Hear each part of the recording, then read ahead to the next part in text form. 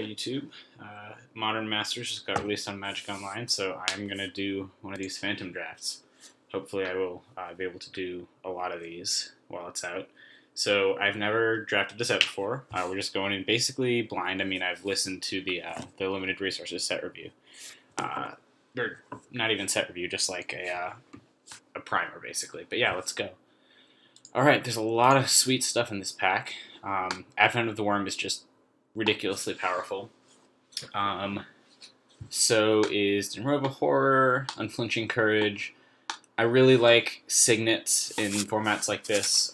Fixing your mana is just so huge, and I've heard that being many colors is very viable in this format. I think Advent is probably just the most powerful card in the pack. I'm kind of between it and Signet.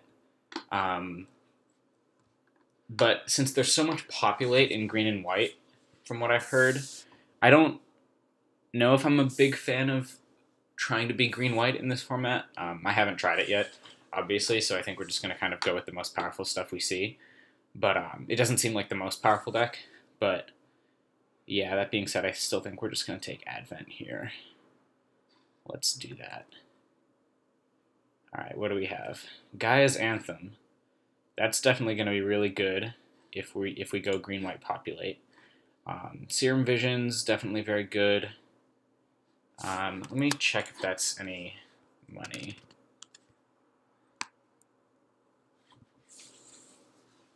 Yeah, I will money draft if I need to. No shame. Serum Visions, Modern Masters 2017. All right, 185. That's a decent amount. I think that we're just going to try to win as best we can in this draft, just because it's the first draft and just want to see kind of how I can draft well in the format. Crumbling Necropolis, any of these tri-lands seem very valuable, but it's literally the opposite of the colors of this, so I think we're just going to try to go into this green-white tokens deck with the potential to move out of it if we need to. If the cards just aren't there. This Rootborn Defenses could wheel, etc., etc. So yeah, we'll take the Gaia's Anthem. Just basically a rare power level card at uncommon. Okay. Here I think I'm going to take Azorius Signet. Bant seems like a good way to go with this kind of deck. You have stuff like the Splicers and Blink stuff. Blue-White Blink I've heard is a very powerful deck. And Signets are just incredibly powerful as well. So yeah, there's like definitely some good removal spells here. This might be playable, but I don't like it yet. I don't think it's a very powerful card. This is a good card. This is not. I don't know why this is in the set. I guess just because the cards are so powerful, it does get better. But yeah, we're just, I think, going to take the Signet here. Definitely setting up your mana is just huge in formats like this, and it pays off in ways that you can't really foresee initially. So yeah. Alright, what else do we have?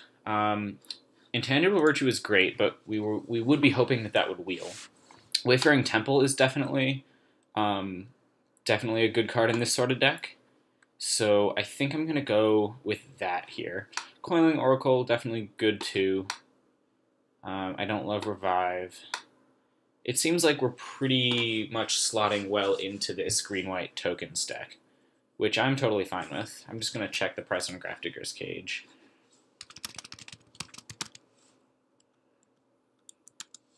I guess I should check the Modern Masters price. Oh, wait. Oh, I am stupid. I forgot that this is just a completely phantom draft that I am doing, so no need to worry about that. Yeah, I think we're just going to take the Temple here. Not like an incredibly powerful card, but very good. Alright, what else do we have? There's Momentary Blink. Lawkeeper seems decent. Druid's Deliverance. I have sort of a soft spot for this card. I made basically like a Turbo Fog / control deck in Standard with Advent of the Worm and Druid's Deliverance. Like Snapcaster Mage, Sphinx's Revelation, stuff like that. So I'm partial to it. Sundering Growth, I don't know how many artifacts or enchantments are in this format. How often you'll just be able to cast this, basically. It's good with the populate, but you need a target. I might just take Seagate Oracle here, kind of go in the Bant direction. Um, the blue-white blink deck seems very good, and it seems relatively open here. Blue seems like pretty open. So yeah, I think I'm going to go with the Oracle. It's just a very solid all-around card. Okay, what do we have here? Not much in terms of our colors. We could take Spire Monitor and just try to stick to where we are, or we could maybe take a card to potentially sort of move away from what we're doing. Jailbreaker is very good, but it is only a 4/4 for 4. It's better probably in normal limited than in a format like this. I don't like taking Augur Spree here, even though we've seen a few of them. I don't think it's like a particularly high pick, even though it does look very good. It would be a high pick in normal limited, but I think here it's not necessarily like a very big signal. So I'm just going to stick with the colors we have right now and go with the Spire Monitor. Okay, what do we have here? Druid's Deliverance. We still see some open black-red stuff, which is a little bit concerning. I could try to go into that. I don't know, though. We're still seeing some populate stuff. We're not really seeing tokens, though, is the problem. So this deck could definitely go off the rails pretty quickly. Arachnus Web is like a decent removal spell, but it's not exactly synergistic with what we're doing. I could take a Speculative Cathari Bomber, or I could just take... I think I'm just going to go with the Populate card, and we'll hope we get tokens later on. Alright, Coiling Oracle is a fine card if we're Bant, so I'm probably just going to take that. This is a decent card if we have a bunch of tokens, but we're still sort of lacking the tokens besides our first pick here. So I think we'll just go with the Oracle. Yeah, I don't know. It's looking like green-white might not be super open. We have a Guildgate for fixing, and we have Fists of the Ironwood for token making. But really making more Saprolings is not a very productive use of Populate, so I'm just going to take the Guildgate sort of as speculation here. Alright, so we get back a Slime Molding. I think we'll take that, and we'll probably try to play it. Pitfall Trap seems pretty good. Just a very powerful card, but this is definitely more what we need to kind of have going on in our deck, so we're going to take that. Alright, and it looks like black-red is kind of pretty open here, which is a little bit unfortunate. Thrynax mixed tokens. I don't know, we'll take that. Take another Druid's Deliverance. Probably don't want to play 2 unless we get more solid token makers. Yeah, I don't love where the deck is going right now, but I think we've definitely set ourselves up well in terms of like cutting. Green-white, there's probably one other drafter at the table, which is really not where we want to be. We probably should have tried to stay open a little bit more. But that being said, I think we can still come out of this with a pretty decent deck, hopefully.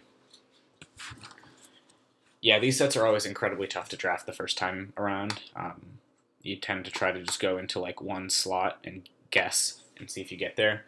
I tend to get a lot out of just like watching the decks that I play against each round and seeing how people build decks in the format. Okay, what else do we have? Penumbra Spider. That's going to be very good with our sort of token making. If it dies, we can just make another 2/4 with our populates.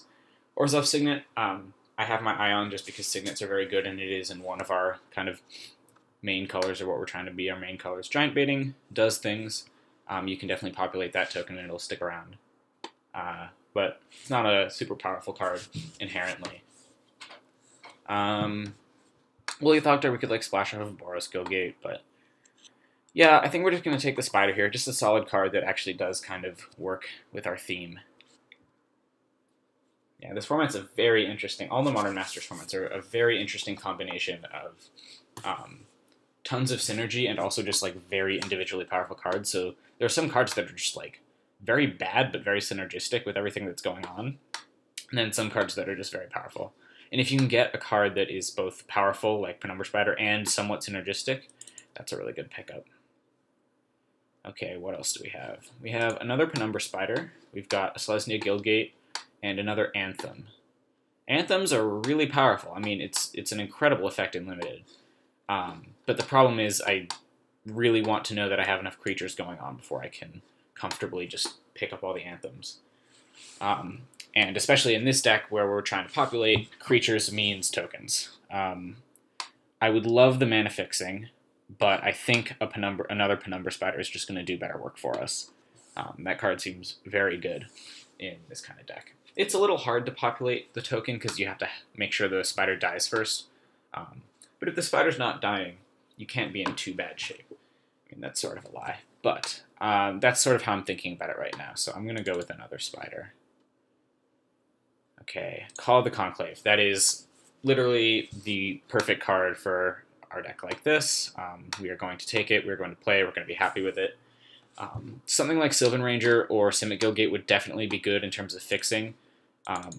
As is, even though this brings us down a lot of cards, I'm going to try to be just green-white and then maybe try to splash something like a few oracles or whatever, Seagate or Coiling. But yeah, we could also splash red with this Maka Guildgate. We could, bring around something like another Guildgate and like that Woolly Thoktar. So trying to stay a little bit open here, but definitely we're solidly in green-white. Okay, what do we have?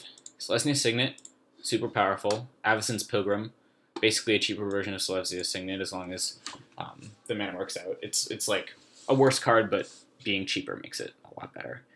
I think I'm just going to take the Pilgrim here.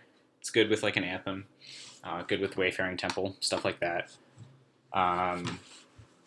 Yeah, I think we'll take that.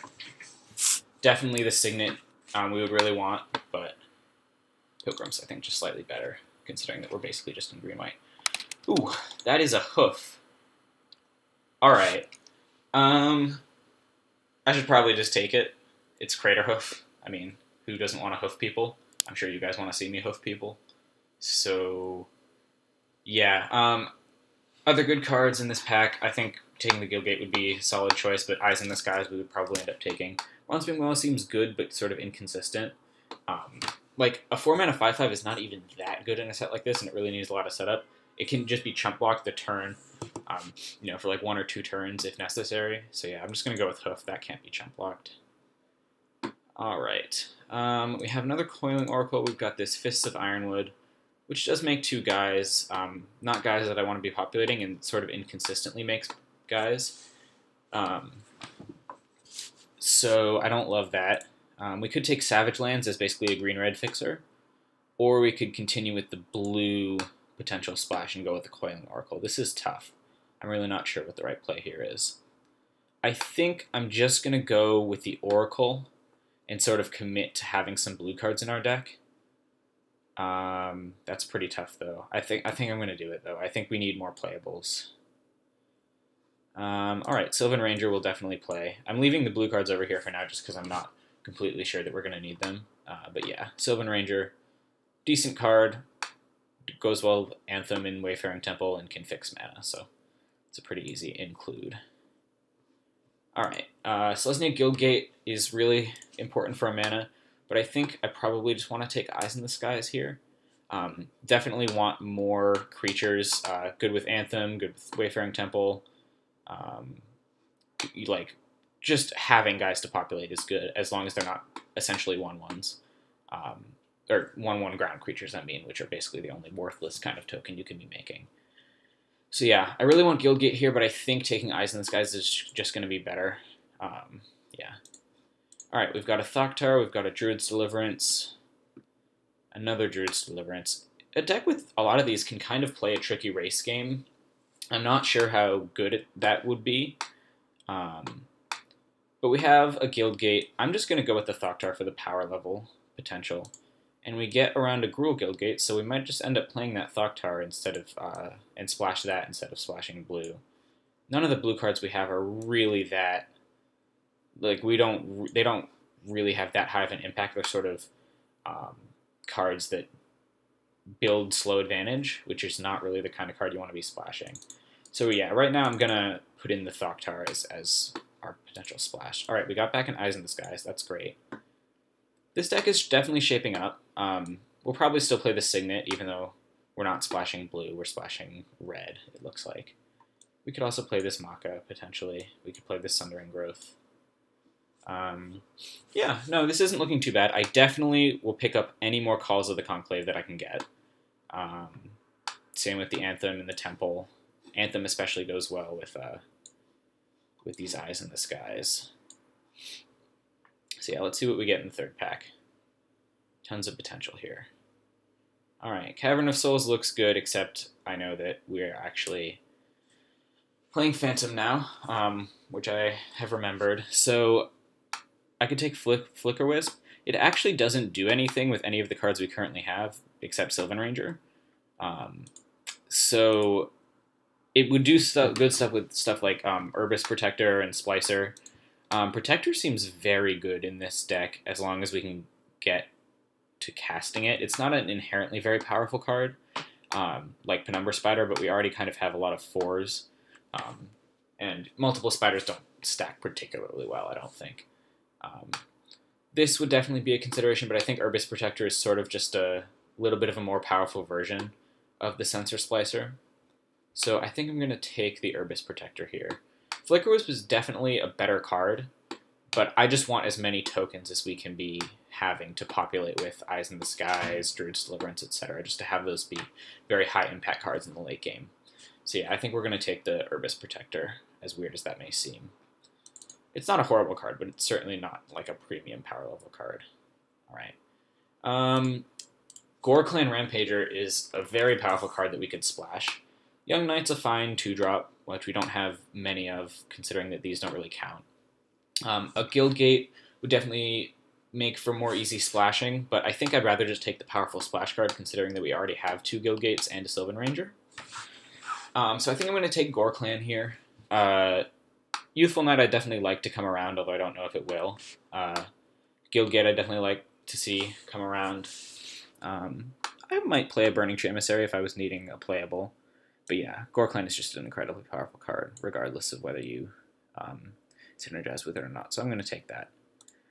Alright, we have the test of whether you're a good populate deck or not. Wake the Reflections. I'm probably going to take that. It's not great in our deck, I don't think, but it's certainly playable, I would hope. Obviously great with Call of the Conclave.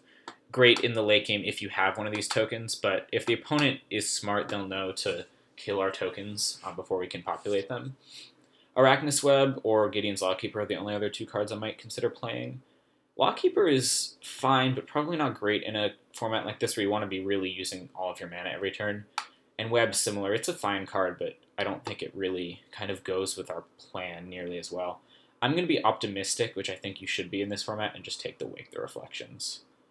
We could also take Scourge Devil as a decent token pumper, but we're not really a go wide token stack. We're more of a go big with populate token stack. Okay, what does this Battle Mage do? Destroy an artifact or shock something. Seems like a decent card that we could play. We could also play Ground Assault actually on the splash, which I think is probably going to be better. So yeah, I think we'll just take this Ground Assault here. You know, we could play something like Explore, we could play something like Core Hope Master, but Ground Assault, it seems like very good removal on this red splash that we're going to have. I'm really hoping for more Call of the Conclave or removal spells, or token making rather. Wow, there's a lot of cards we would want in this pack. Another Penumbra Spider to make tokens. Jungle Shrine would be great for our fixing. Boros Reckoner is just a super solid card. I might just have to take it. It's going to be tough for us to cast, but we can probably cast it on turn 4 or 5 relatively often. So yeah, I think I'm going to take the Reckoner. I would really want this Spider, really want this Thoktar, really want this Jungle Shrine. I really don't know which of these is the correct pick. But I'm just going to go with what I see as the most powerful card and take the Reckoner here. It also fits best with our curve. Okay, so we can take this Savage Lands, which helps us with our fixing. We're getting a little scared in terms of having enough playables, but I really want the fixing considering we have this Ground Assault, the Gore Clan, and the Reckoner at this point. So I'm just going to take the Savage Lands. Yeah, we could take another Druid's Deliverance, but again, we don't really have the premium token making that we would want. Okay, I'll take a Gruul Guildgate. This makes our splash very solid at this point. But we're definitely looking for more tokens, which it doesn't look like we're getting. All right, another great card on the splash. We're turning into more of a splash deck. Sky Knight we might play on the splash. We might just like fill out our deck with red cards at this point. Yeah, Guildgate seems great. It looks like Naya was kind of the open color combo here. Too bad that we're finding that out so late, but we can still put together a pretty decent deck with this. Yeah, let's see. Which is the best card out of this pack? I'm just going to take Scourge Devil. I'm not really sure. Alright, Battle Mage we'll definitely take. Thunderous Wrath is also good, but I don't think we're really trying to go for double red. But we've gotten plenty of fixing towards the end here. So yeah, this is shaping up to be a pretty interesting deck. I'm definitely off of the more hardcore populate stuff going on. But we still have, you know, some stuff. I don't know if we want to play the Signet. I don't know if we want to play the Druid's Deliverance. But other than that, all of the cards seem pretty solid. Wow, okay. We got a Thoktar back. This last pack was very enlightening. These last, like, 6 or 7 picks have just completely changed the direction our deck was going. Yeah, that's very interesting. So yeah, let's see. I think we probably at this point want to play Sky Knight Legionnaire and just sort of be a real Naya deck. I'm going to take out this Druid's Deliverance. These Eyes in the Skies can still do some decent work in sort of this kind of deck. We're almost splashing white at this point. Not really, but I don't know. This deck definitely took a very weird turn towards the end. We've got 27, so 22. We need to actually put in one more card here. Let's see. We've got tons of 3-drops, but I don't think we can really help that. We also have plenty of 4s, so I think the Signet should stay. I could definitely see Orbital Maka. I could definitely see I could see Battle Rattle, but I think the Maka is just going to be the best card here. Alright, so this is kind of a weird deck, but I think it could win games. I mean, obviously in a format like Modern Masters, you have to have a really high standard for what your decks are doing. But, you know, I think like we definitely have some very powerful cards in here, and our mana is not at all bad. Let's just count sources and stuff, and then I'll pause the video and go to round 1. But yeah, we have red sources. We have 1, 2, 3, 4, 5, 6, 7, 8, 9. That's plenty. We could probably cut a mountain if we wanted. White sources. We have 1, 2, 3, 4, 5. That's not enough. We could like cut this Urbis Protector, but we don't really have much that we actively want to put in. So I think I'm going to leave it in. Although that would leave us with no double white spells. Yeah, I think I actually might cut this Urbis Protector and put in something like maybe the Scourge Devil. I don't love any of these cards, to be honest.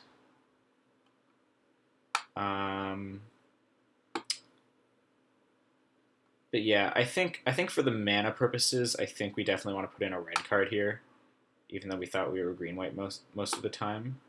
So I'm going to put in... No, I'll put in Battle Rattle. I think that's probably a better card. But we still might want one more white source, although we have Signet and Pilgrim, so that would be 5, 6, 7-ish. And then we also, for green, we have 1, 2, 3, 4, 5, 6, 7, 8.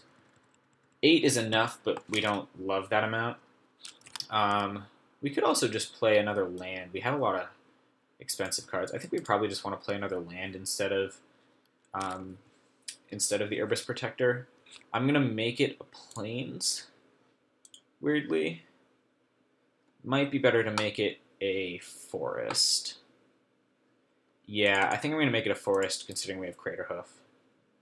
So we're going to make that a Forest, and then we'll have sort of 7 white sources.